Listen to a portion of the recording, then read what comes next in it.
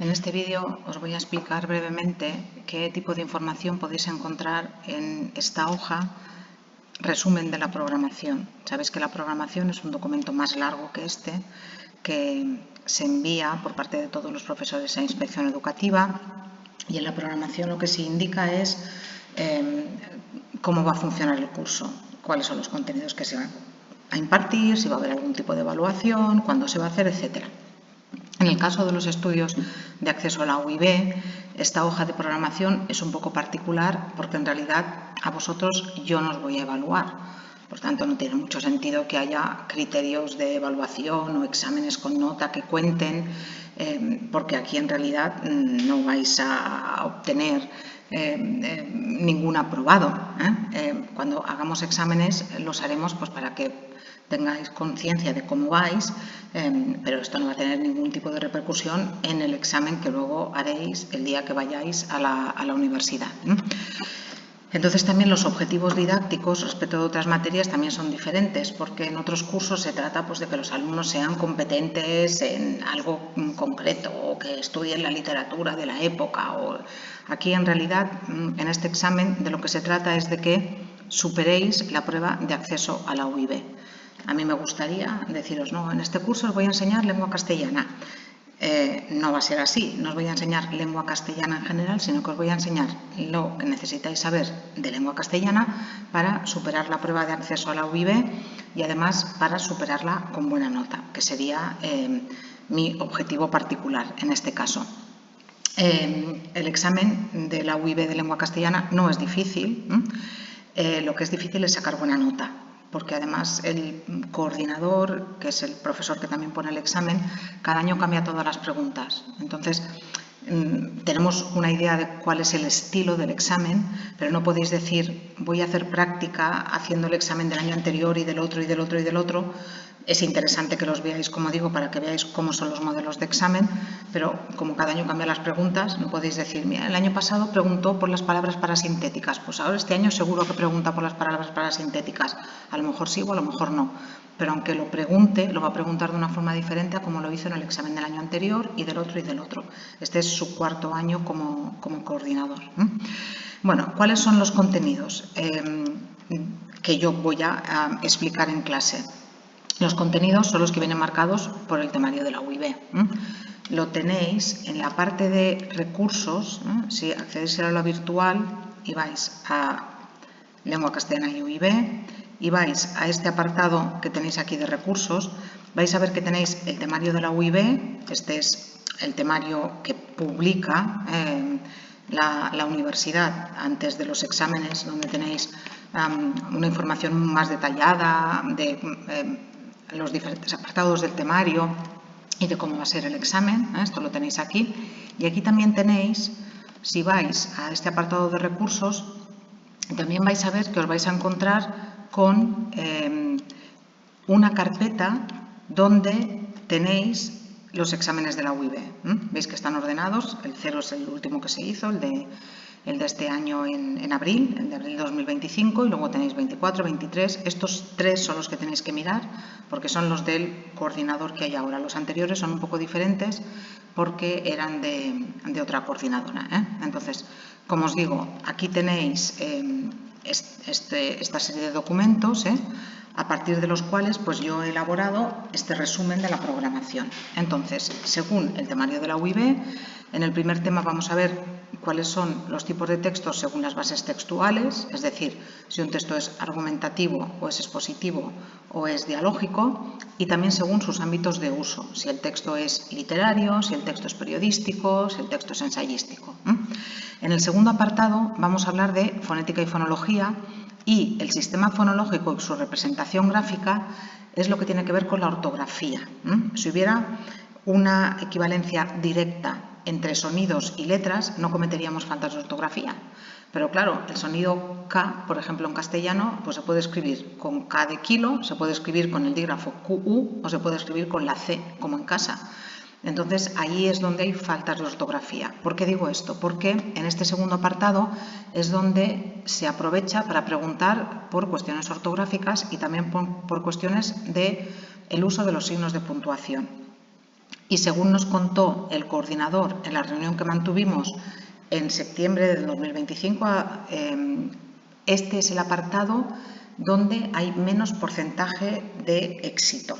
Él hizo un porcentaje en todos los apartados y de cuántos aciertos hay entre todos los alumnos que se presentan, no solamente los de este CEPA, sino todos los alumnos que se presentan, que son unos 200 en la última convocatoria, y este es el apartado con menos tasa de éxito. ¿Por qué? Bueno, pues porque la ortografía es muy amplia, aquí también tenéis las tildes y también los signos de puntuación. Entonces, sobre esto iremos trabajando durante todo el curso, no solamente en este primer tema.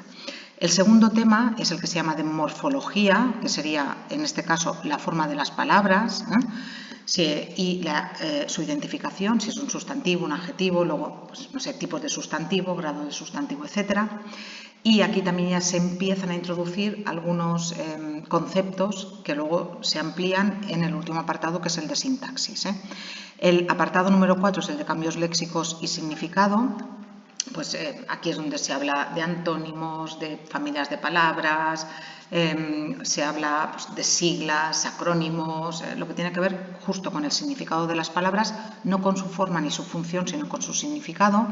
Y el último apartado es el de sintaxis. En este examen, que es tipo test, no tenéis que identificar, no tenéis que analizar oraciones, sino que simplemente tenéis que identificar las funciones o el tipo de oración. Cuando yo imparto estos temas, ya hace años que lo hago de la misma manera, el de sintaxis lo pongo en el cuarto lugar. Me parece más lógico hacer primero morfología y luego sintaxis y finalmente hablar de cambios léxicos y significado. Eso además también me permite que tengáis más tiempo para practicar la sintaxis, que es algo que os angustia. Y sin embargo, en los exámenes que se hicieron el último año, el apartado de sintaxis en general fue el que fue mejor. Vais con mucho miedo con lo de las oraciones, pero luego al final no es para tanto. Vale, estos contenidos, ¿cómo los vamos a distribuir? Las clases empezaron ya, de hecho, el día 30 de septiembre y acabarán el 25 de marzo, que es el último día de clase antes de la celebración de la prueba, que es el 27 de marzo. Este año es muy pronto, tenemos solamente 6 meses, por tanto hay que atender muy especialmente a la distribución. El día 29 de septiembre ya hicimos la presentación y a partir del 30 de septiembre pues ya empezamos con los tipos de texto según las bases textuales. Y eso ese tema va hasta final de octubre. El segundo tema, el de fonética, fonología, con la ortografía y los signos de puntuación, más o menos el mes de noviembre. El de morfología, que es un tema bastante largo, diciembre, enero, pero pensad que aquí están las vacaciones de Navidad, que este año son bastante largas, son al final 3 semanas, 4 semanas. Después, la oración, la tipología, es decir, la sintaxis, desde mitad de enero hasta principios de marzo. Y el último tema, cambios léxicos y significados, son 2 semanas de marzo. En realidad, este tema, el de cambios léxicos y significado, es bastante cortito, porque hay muchos contenidos que, aunque se pueden explicar aquí, yo ya habré ido explicando antes. Eso me permitiría tener una semana de repaso, la semana antes del examen, mejor dicho, la misma semana del examen. Vosotros tenéis el examen el viernes y tendríamos clase martes, miércoles y jueves, 23, 24 y 25 de marzo. Y también, si por aquí he podido arañar algún día en el tema anterior, pues también podríamos hacer un poquito más de repaso. No hay libro de texto. La UIB recomienda el manual de la RAE, Gramática y Ortografía Básicas de la Lengua Española, que es un manual bastante grande, y también el de Nociones de Lingüística de Walde, que lo tenéis subido también en el apartado de recursos. De todas formas, mi consejo es que no los miréis, porque en realidad todo el temario que yo os voy a dar preparado está elaborado basándome en esos manuales que recomienda la UIB y también en mi experiencia impartiendo la materia y también en mi experiencia viendo los exámenes o mi observación a partir de los exámenes de otros años. Si no venís a clase, vais a tener los materiales subidos en el aula virtual en forma de libro digital, pero si venís a clase o si os pasáis por el CEPA, los vais a tener también impresos en forma de dossier, que podéis recoger en el archivador gris que está abajo, al lado de las oficinas del CEPA.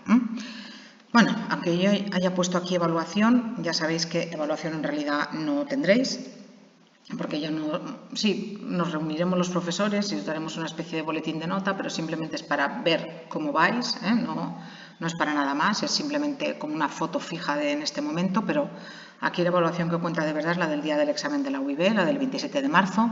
Aún así yo iré haciendo exámenes en clase y en estos exámenes siempre voy a arrastrar la materia anterior. Cuando acabemos el primer tema, que es el de tipología textual, que lo tenéis aquí, haremos un examen. Cuando hayamos hecho tipología textual, haremos un segundo examen añadiendo los bloques de fonética y fonología. Después, otro examen añadiendo la morfología, otro examen la sintaxis. A lo mejor incluso voy haciendo algún examen solo de alguna cuestión, como por ejemplo oración simple, cuando veamos la sintaxis. Pero sí que los exámenes siempre tendrán la estructura que tienen las pruebas de la UIB, que es siempre un examen tipo test, lo que se llama elección múltiple, con 3 posibles respuestas y no restan. Los errores no restan. Por tanto, el día del examen lo que tenéis que hacer es responder todas las preguntas, aunque alguna la tengáis que hacer un poco, en fin, a voleo, pero haced todas las preguntas, responderlas porque no restan. Son 40 preguntas y en estas 40 preguntas tenéis 10 preguntas de comprensión lectora y tipología textual a partir de 2 textos. Un texto literario y otro que no es literario, tenéis unas preguntas pues, de comprensión, de recursos estilísticos, de sinónimos. Luego tenéis 10 preguntas de fonética, fonología, ortografía y signos de puntuación, los incluyo la ortografía.